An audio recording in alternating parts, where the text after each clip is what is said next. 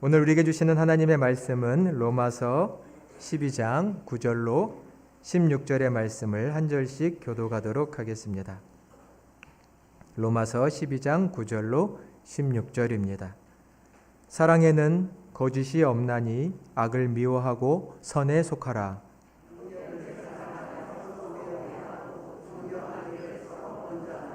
부지런하여 게으르지 말고 열심을 품고 주를 섬기라.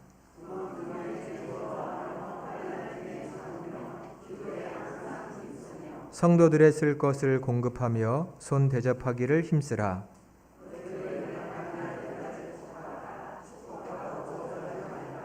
즐거워하는 자들과 함께 즐거워하고 우는 자들과 함께 울라. 서로 마음을 같이하며 높은 데 마음을 두지 말고 도리어 낮은 데 처하며 스스로 지혜 있는 채 하지 말라. 아멘. 할렐루야. 오늘도 주님의 말씀이 우리에게 새 믿음과 결단 주시기를 간절히 축원합니다. 오늘은 서로 마음을 같이하여 라는 제목으로 하나님 말씀을 나누려고 합니다. 동상이몽이라는 말이 있습니다. 그 뜻을 다 아십니다. 같은 자리에 누워서 자도 꿈은 다 다르게 꾼다는 거죠. 겉으로는 같이 행동하는 것처럼 보이지만 속으로는 다 다른 생각을 가지고 있다는 겁니다. 같은 부부여도 생각이 같기 쉽지 않습니다. 마음을, 뜻을 같이 한다는 것이 참 쉬운 일이 아니지요. 가정에서 한 식탁에 둘러 앉아서 밥을 먹는 식구여도 아버지는 밥을 먹으면서 말이 없고 어머니는 이것도 걱정 저것도 걱정이라면서 잔소리를 하시고 자녀는 그저 스마트폰만 보고 앉아 있다면 같은 식탁에 앉아 있어도 대화가 통하고 마음이 통하는 가정이라고 하기가 쉽지 않을 겁니다. 이런 가정을 통해서 어떤 일을 잘 해갈 수 있을까요? 마음이 통하는 게 참 중요합니다. 열심히 일하던 한 세무서가 있었습니다. 세무서 직원이 있었습니다. 그런데 어느 날 갑자기 해직을 통보받았습니다. 이제 그만 나오십시오. 원래는 작가가 되고 싶어서 열심히 글을 쓰던 사람이었는데 결혼도 하고 한 가정의 가장도 되다 보니 이 생계 현장에 나가게 된 것이죠. 자기의 꿈도 포기하고 세무서 직원으로 일했는데 갑자기 나오지 말라고 하자 충격이 더 컸습니다. 이 사실을 아내에게 어떻게 말해야 하나 많은 걱정을 하며 수심 가득한 얼굴로 집에 돌아왔습니다. 차마 입이 떨어지지 않습니다. 근데 아내는 남편의 얼굴만 봐도 아는 것이죠. 뭔가 큰일이 있구나 생각이 들었습니다. 아내는 부드럽고 편안한 표정으로 고민하다가 남편에게 말을 꺼냅니다. 당신 표정을 보니까 큰 고민이 있는 것 같아요. 당신 혼자 힘들어하면 힘겨워하면 저는 몇 배나 더 힘들고 어려운 거 아시죠? 저를 위해서라도 무슨 일이 있는지 말해 주실 수 있나요? 이렇게 부드럽게 물었습니다. 아내의 표정에 조금 마음이 녹았는지 남편이 입을 엽니다. 여차저차해서 이제 직장을 그만 나가게 됐습니다. 나갈 수 없게 됐습니다. 그러자 아내가 더 부드러운 표정으로 잠깐 어디를 가더니 펜하고 잉크를 들고 오는 거예요. 그리고 남편한테 주면서 말합니다. 당신 지금까지 우리 가정을 위해서 일하느라고 너무 수고하셨어요. 그동안 일하느라 글도 쓰지 못했는데 지금부터 마음 놓고 원하는 글을 다 써보세요. 당신은 재능이 뛰어나니까 분명히 훌륭한 작품을 만들어낼 수 있을 거예요. 이렇게 격려해 줬습니다. 바로 이 작가가 미국의 유명한 소설가인 너다니엘 호슨이라고 하는 사람입니다. 좋은 글씨를 쓴 사람이죠. 서로의 마음을 이해해주고 축복해 줄 수 있고, 마음이 하나 되면 그 가정은 뭐라도 해내는 가정이 될 것입니다. 마음이 합쳐지는 게 참으로 중요합니다. 마음이 같아지는 거. 오늘 성경 말씀은 특별히 사람들이 더불어 함께 살아가는 중요한 지혜를 가르쳐 주십니다. 마음을 합하여, 마음을 함께하여 아름다운 삶을 만드는 길을 우리에게 제시해 주십니다. 오늘 본문에 보면 그것을 10절에 먼저 이렇게 말씀하시는데요. 너희는 먼저 서로 존경하라. 먼저 서로 존경하라고 말씀합니다. 먼저 존경해줘라. 존경해 줄 만한 자격이 있어서 존경해 주는 것이다 라는 말씀이 아닙니다. 당연히 우리는 존경할 만한 사람은 존경합니다. 근데 성경은 그걸 말하는 게 아니라 우리 공동체 안에서, 이웃 안에서 서로 존경을 먼저 해줘라는 것입니다. 자격이 있어서가 아니라 그냥 먼저 존경해라. 오늘 우리는 이 말씀을 뜻을 헤아리고 또 구체적으로 우리의 삶에 적용해야 합니다. 먼저 존경하는 게 뭘까요? 존중하는 게 뭘까요? 첫 번째로는 오늘 말씀에 축복하라고 되어 있습니다. 우리 14절의 말씀을 같이 한번 봉독해 보도록 하겠습니다. 14절의 말씀입니다. 너희를 박해하는 자를 축복하라. 축복하고 저주하지 말라. 아멘. 너희를 박해하는 자를 축복하고 저주하지 말라라고 말씀합니다. 우리를 박해하는 사람은 그리 많지 않을 수 있겠지만 살다 보면은 인생에 적대자들은 꼭 생기기 마련입니다. 뜻하지 않았지만 꼭 나랑 적대하는 관계가 생깁니다. 불편한 사람이 생깁니다. 일부러 나한테는 더 고약하게 구는 사람이 있기 마련입니다. 어쩌면 한 번씩 우리는 그러한 삶을, 그런 경험을 했을 수 있습니다. 사사건건 나한테 반기를 들고 내가 하는 일은 다 막아서는 그런 사람이 꼭 있게 마련입니다. 일터에서든 어디서든. 그런 사람 만나면 이 마음속에 막 저주하는 마음이 들 수 있습니다. 꼭 저주가 죽어라 죽어라 이건 아니지만 뒤로 넘어져도 코가 깨져라 이런 마음이 드는 거죠. 네가 하는 일은 잘 되나 보자 이런 마음도 들고요. 뭐 네 자식은 그렇게 잘 될 것 같으냐? 막 속으로 여러 마음이 들지요. 다 그런 것들이 축복하는 마음이 아니라 저주하는 마음이죠. 불편한 사람, 나를 적대하는 사람에게 축복의 마음보다는 저주하기가 쉽습니다. 누가복음 10장 5절에 보면 예수님께서 자기를 따르는 70명의 제자들을 파송하시면서 복음을 전하라고 보내시면서 한 가지 명령을 하십니다. 어느 집에 들어가든지 먼저 너희는 그 집의 사람들에게 평안을 빌어줘라 라고 하십니다. 그 집에 평안을 빌어줘라. 유대의 문화에 따르면 여호와의 샬롬을 빌어주라는 겁니다. 여호와의 샬롬. 유대인들에게 샬롬이라고 하는 말은 하나님이 주시는 가장 총체적이고 크고 깊은 축복을 말하는 말입니다. 샬롬. 여호와의 샬롬이 너희와 함께 하기를. 근데 예수님께서 너희가 어느 집에 가든지 축복해 주라고 말씀하십니다. 그리고 한 가지를 더 말씀하시는데요. 너희가 축복을 해줬을 때 그 사람, 그 집이 축복을 받을 자격이 없으면 그 축복이 너희한테 돌아올 거다라고도 말씀하셨습니다. 그 축복이 너희에게 돌아올 거다.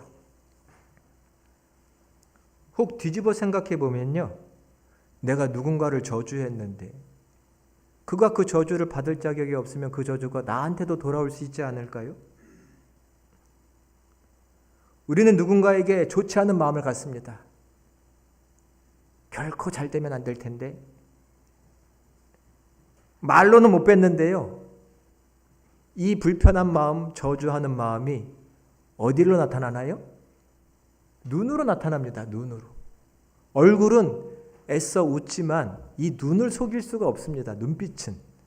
미워하는 마음, 편치 않은 마음이 다 눈으로 드러나게 돼 있죠. 숨겨지지 않습니다. 그리고 관계가 회복되지 않죠. 저주하는 마음, 적대시하는 마음을 갖고는 사람과의 관계가 회복이 잘 안 됩니다. 어느 청년이 직장 생활을 하는데 자기의 상사가 자기를 너무 스트레스를 받게 하는 거예요. 참 까다로운 사람입니다. 작은 실수도 이해를 못 해주고 심하게 야단을 치는 캐릭터입니다. 너무 스트레스 받아가지고 일을 하고 싶지 않고 직장을 그만두고 싶습니다. 어렵게 들어갔는데. 어느 날 친구랑 얘기하다가 크리스천 친구가 이런 얘기를 해주는 거예요. 나도 비슷한 경험이 있는데 내 체험담을 한번 들어보겠어? 그러면서 나도 상사랑 관계가 너무 힘들었는데 그를 볼 때마다 이 속으로 축복 기도를 한번 해줘 봤어. 하나님께서 당신을 축복해 주시기를, 당신에게 은혜를 주시기를, 당신이 평안을 누리기를 내가 마음으로 기도해 주기 시작해 봤어. 그랬더니 그 상사가 바뀌는 건 아닌데 내 마음이 미움이 조금씩 사라지기 시작하는 거예요. 그 사람은 얼굴도 보기 싫었고 그 사람과는 마주치기도 싫었는데 그 사람을 미워하는 마음이 조금씩 내 안에서 사라지기 시작하는 거예요. 그 사람을 불쌍히 여기고 긍휼히 여기게 됐고 내 마음에 평안이 찾아오더라. 너도 축복 기도를 해줘봐. 그 친구를 따라서 그 상사를 볼 때마다 마음속으로 기도해 준 거고 축복해 주기 시작했습니다. 그랬더니 정말로 내 마음이 밝아지는 거예요. 표정에서 드러납니다. 밝고 상냥하게 되는 거예요. 그랬더니 상대방도 알아챌 거 아니에요? 나를 대한 태도가 달라지니까. 그러니 상사도 나를 향해 친절하게 대하기 시작했습니다. 관계가 회복되고 직장을 잘 다니게 되었죠. 축복은 서로의 마음을 합해주는 귀한 힘이 있습니다. 축복해 주십시오. 나를 박해하는 사람을 저주하지 말고 축복해 주십시오. 축복은 귀한 힘이 있습니다. 서로를 하나로 묶어주고 관계를 회복시켜줍니다. 축복을 통해서 우리는 먼저 서로를 존경하고 존중할 수 있게 되는 거죠. 축복은 늘 우리를 살아나게 만듭니다. 오늘 말씀처럼 우리 잠깐 옆에 있는 형제매들과 인사 한번 할까요? 사랑합니다. 축복합니다. 인사 한번 하겠습니다. 웃으면서 하셔야죠. 축복합니다. 네, 축복한다고 말하는데 울 수는 없잖아요. 그죠?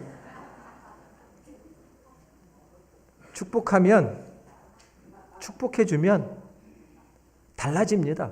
축복해주면. 서로 존중하는 건 먼저 축복해 주십시오. 당신 잘 됐으면 좋겠습니다. 그 기도가 우리에게 있으면 마음이 합쳐지는 겁니다. 두 번째로 서로 먼저 존경하는 게 뭘까요? 공감을 해주는 겁니다. 공감. 마음을 알아주는 겁니다. 여기서부터 존중이 시작됩니다. 오늘 본문 15절의 말씀도 함께 봉독해 보겠습니다.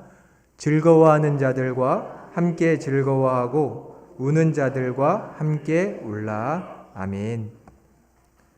즐거워하는 자들과 함께 웃어야 됩니다. 우는 자들과 함께 울 줄도 알아야 하죠. 근데 사람이 참 이기적이어서 그게 쉽지 않습니다.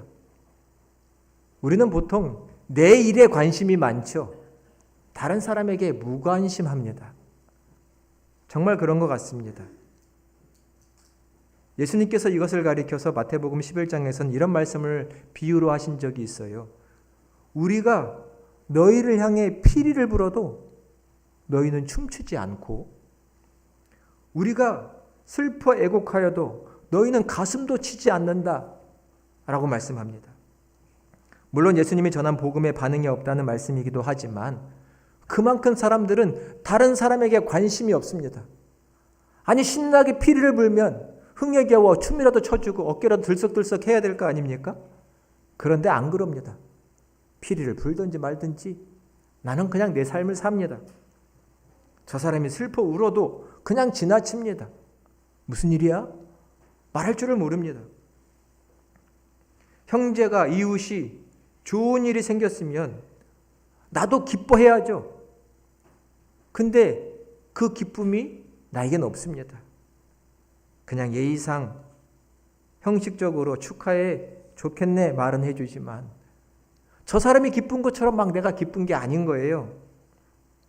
그만큼 사람은 쉽게 다른 사람의 마음을 공감하기가 쉽지 않습니다. 이기심이 우리 안에 있고 시기심이 있기 때문입니다. 우리말 속담에 어떤 말이 있죠? 사촌이 땅을 사면 배가 아프대요. 이게 사람이라는 겁니다. 그래도 친인척이 잘 살면 좋은 거죠. 못 사는 것보다 낫잖아요. 그런데도 사촌이 땅을 사면 배가 아파요. 이게 인간의 시기심입니다. 성경에 보면 인간의 시기심을 말하는 이야기가 참으로 많지요. 가인과 아벨 형제였습니다. 둘 다 하나님께 제사를 드렸는데 하나님께서 가인의 제사는 받지 않으시고 아벨의 제사를 받으셨죠. 가인이 불쾌해서 동생을 시기해서 들판에서 돌로 쳐 죽였어요. 예배를 받지 않으신 분은, 제사를 받지 않은 분은 하나님이신데 하나님께 내가 어떻게 할 수 없고 저 동생이 미워서 시기가 나서 죽인 겁니다. 성경의 요셉의 형들도 마찬가지지요. 요셉이 놀라운 꿈을 꾸었고 왕이 될 꿈을 꾸자 형들이 시기하고 질투해서 동생을 네 꿈대로 되는지 보자 하고 애굽의 종으로 팔아버린 거예요. 사람이 시기가 나면 이런 일을 합니다. 사울과 다윗은 어떤가요? 사울은 왕이었는데 자기의 충성된 신하이기도 하고 사위이기도 한 다윗을 시기하여 죽이려고 합니다. 저것이 내 자리를 빼앗을지 모른다. 사람의 시기심 때문에 다른 사람의 기쁨을 내 기쁨으로 여기고 함께 기뻐하기가 어렵습니다. 다른 사람이 울어도 함께 슬퍼하기가 어렵습니다. 우리말 속담에 또 있죠. 불난 집에 부채질합니다. 이게 사람의 심보예요. 불난 집이면 얼마나 슬픈 일이고 괴로운 일입니까? 근데 속으로 고소해해요. 인간의 마음이 이렇습니다. 속으로 즐깁니다. 너 그럴 줄 알았다? 우는 자들과 함께 울지 못해요. 웃는 자들과 함께 웃지 못합니다. 공감을 하지 못해요. 마음을 합칠 수가 없어요. 그러면 되는 일이 없는 거예요. 사람들이 서로 마음을 합치지 못하면.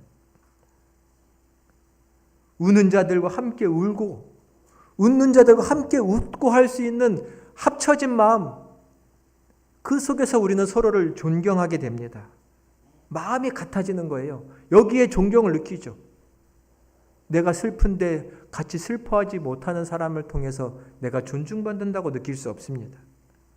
내가 기뻐하면 웃어주고 즐거워해주고 축하해주고 전화해주고 이래야 서로 마음이 합쳐지는 거죠. 상대방의 입장까지 돼보려는 노력이 필요합니다. 왜 저렇게 기뻐하는 거야? 왜 슬퍼하는 거야? 그 마음의 자리까지 우리는 가보는 노력이 필요합니다. 애써.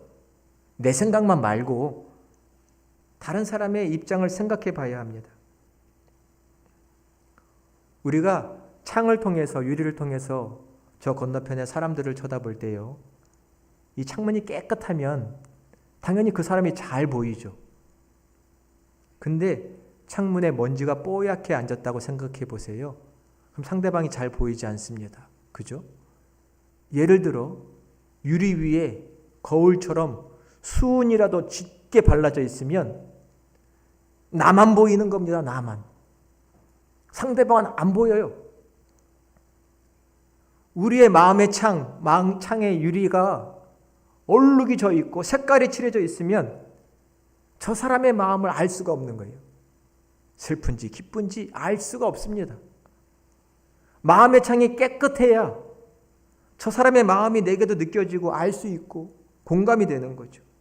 그래서 우리는 내 마음의 창에 있는 얼룩과 색깔을 지우는 노력을 해봐야지만 즉 자기의 중심성을 내려놔 봐야지만 함께 웃고 함께 웃을 수 있는 겁니다. 공감한다는 것은 노력이 필요합니다. 내 마음의 진창의 얼룩을 지워보고 내 생각만을 고집하는 걸 내려놔 보고 상대방의 자리까지 가서 한번 생각해 보시는 거죠. 왜 그렇게 기쁘고 왜 힘든지. 그렇게 공감이 될 때 우리는 서로가 존중하고 있다는 것을 느끼게 될 겁니다. 아, 나 이렇게 존중받고 있구나. 그리고 마음이 열리고 하나 되는 것이죠. 오늘 말씀은 서로를 이렇게 존경하라고 말합니다. 우는 자들을 보면 함께 울고 웃을 수 있는 자가 되어주라는 것이죠. 특별히 우리 공동체 안에서 이런 귀한 공감, 함께 웃고 함께 웃을 수 있는 귀한 교제가 이루어지시기를 간절히 축원드립니다. 서로 존경하는 마음이 뭘까요? 특별히 세 번째로는 낮은 데 마음을 두라고 말씀하십니다. 오늘 본문 16절의 말씀도 같이 한번 봉독해 보겠습니다. 16절입니다. 서로 마음을 같이 하며 높은 데 마음을 두지 말고 도리어 낮은 데 처하며 스스로 지혜 있는 채 하지 말라. 아멘. 서로 마음을 같이 하며 오늘 여기서 설교의 제목을 정해봤습니다. 높은 데 마음을 두지 말고 낮은 데 마음을 둬라. 이것을 더 정확하게 성경에 뭐라고 하셨냐면 스스로 지혜로운 체 하지 마라. 똑똑한 척 하지 말라라고 하십니다. 높은 데 마음을 둔다는 게 뭘까요? 쉽게 제가 표현을 해보면 그래도 내가 너보다는 내가 낫지 않아? 이 생각입니다. 너보다는 내가 똑똑해. 내가 공부를 얼마나 했는데. 너보다는 내가 사회 경험도 훨씬 많고 내가 너보다 나아. 이런 게 다 높은 마음입니다. 사람은 다 이 마음으로 살려고 합니다. 높은 마음, 낮은 마음이 아니라 다 높은 마음을 가지고 삽니다. 근데 높은 마음을 가지면요, 다른 사람과 마음을 합칠 수가 없어요. 같은 마음이 되질 않습니다. 성경이 정확하게 표현하죠. 스스로 지혜 있는 체 하지 말라. 똑똑한 척 하지 마라. 잘난 척 하지 마라. 이런 거죠. 사람이 말이 많을 때가 있습니다. 언제 말이 많죠? 내가 잘한다고 할 때 말이 많습니다. 요건 내가 잘 알아. 그러면 그거는 말을 많이 해요. 내가 전문가야. 말이 더 많습니다. 안다고 생각하면 말을 많이 해요. 또 스스로 똑똑하다고 잘한다고 생각하는 사람은 가는 가운마다 만나는 사람마다 말이 많아요. 아마 주변에 그런 분이 계실 수도 있습니다. 말이 많아요. 근데 그런 사람들은 또 특징이 하나는 있죠. 뭐예요? 다른 사람 얘기를 안 들어요. 자기 말만 하고 다른 사람 얘기를 안 들어요. 말을 하는데도 막 끊고 계속 말을 해요. 자기가 안다고 생각하니까. 자기의 마음이 높으면 내가 경험도 많고 똑똑하고 많이 안다고 생각하면 다른 사람 얘기를 잘 안 듣습니다. 경청을 하지 않아요. 그 정도가 아니죠. 다른 사람 얘기를 너무 쉽게 평가하고 판단하고 심지어는 가르쳐 드리려고 합니다. 누군가가 나한테 권면하고 가르치잖아요. 여러분 그거 잘 들리세요? 잘 안 들려요. 속으로는 뭐가 너가 똑똑하면 뭐 얼마나 똑똑하냐? 이런 생각을 하지 조언한다고 잘 들리지 않습니다. 오히려 내 말을 잘 들어주는 사람 때문에 내 마음이 편안해지고 내가 회복됩니다. 경청이 더 중요합니다. 내가 잘하니 가르치겠다라는 말보단 내가 당신의 말을 잘 들어주겠다는 게 참 중요합니다. 제가 신학생 시절에 저 전남 완도 섬으로 목회 실습을 간 적이 있습니다. 어려운 현장에서 목회하시는 분들을 한번 뵈야지 하고 완도까지 가봤어요. 거기서 두 가지 중요한 교훈을 배웠는데 그 중에 한 가지가 이것입니다.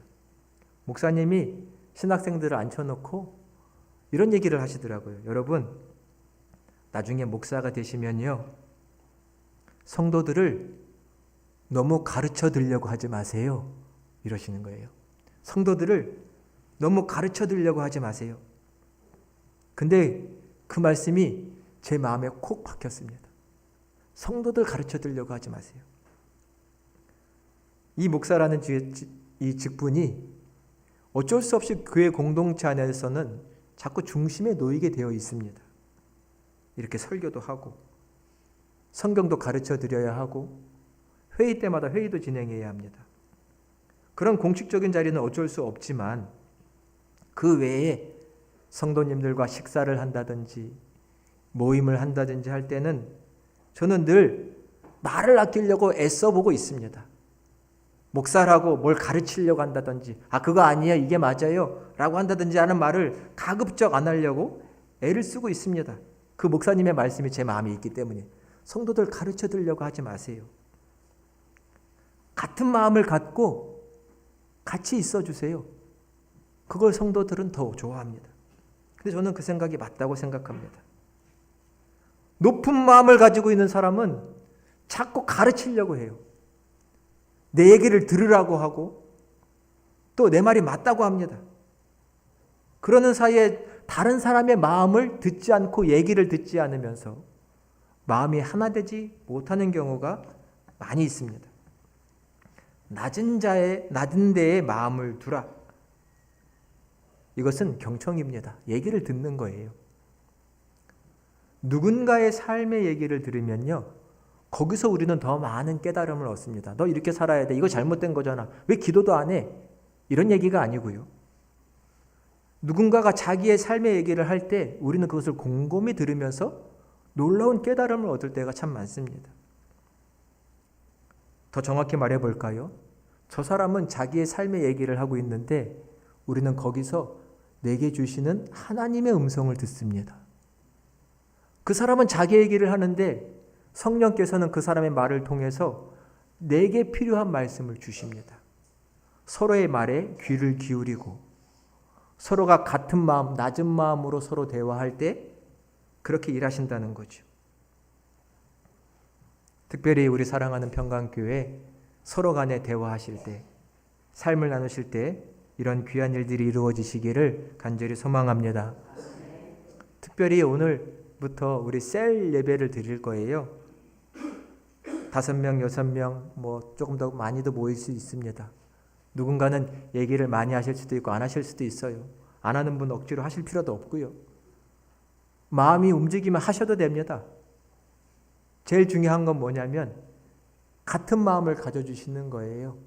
누가 말하면 그거 아니잖아 이렇게 하기보다는 그 얘기를 들어주시고 듣다 보면 하나님 음성도 들립니다.